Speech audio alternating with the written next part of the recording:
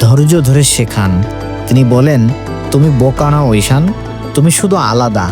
নিকুম্বের উৎসাহে ঈশান ধীরে ধীরে আবার রঙিন জগতে ফিরে আসে।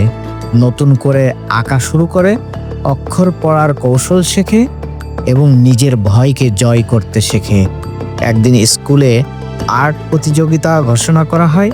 নিকুম বলেন, সবাই অংশ নেবে। ঈশান চুপচাপ নিজের ছবি আঁকে, একটা শিশুর মুখ যার চোখে রয়েছে পুরো দুনিয়ার কল্পনা। ঈশান চুপচাপ নিজের ছবি আঁকে, একটা শিশুর মুখ যার চোখে রয়েছে পুরো দুনিয়ার কল্পনা। যখন ফলাফল ঘোষণা হয়, ঈশানের ছবি প্রথম হয়। প্রিন্সিপাল, শিক্ষক সবাই অবাক হয়ে যায়।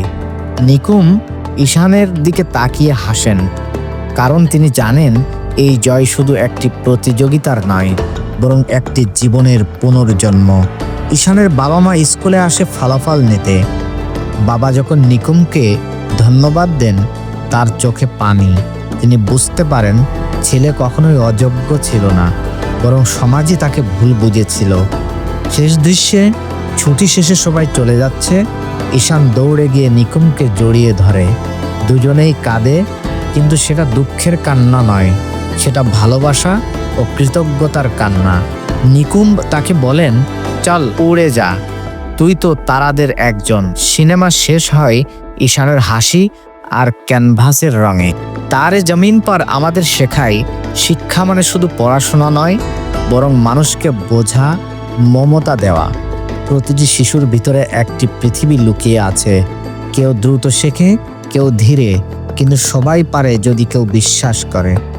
আমির খান এই সিনেমায় শুধু একজন শিক্ষক নন, পুরো শিক্ষা ব্যবস্থার সামনে এক আয়না ধরেছেন। এই সিনেমা আমাদের মনে করিয়ে দেয়, কোনো শিশুকে কখনোই তার ভুল দিয়ে বিচার করা যায় না, কারণ মাটির নিচের বীজটিও একদিন ফুল ফুটে ওঠে। শেষে মনে রেখো, প্রত্যেকটি শিশু একটি তারা, যার নিজের সময়ে সে আলোকিত হবে। সিনেমিক স্টককে সাবস্ক্রাইব করুন, লাইক, শেয়ার, কমেন্ট করে পাশে থাকুন।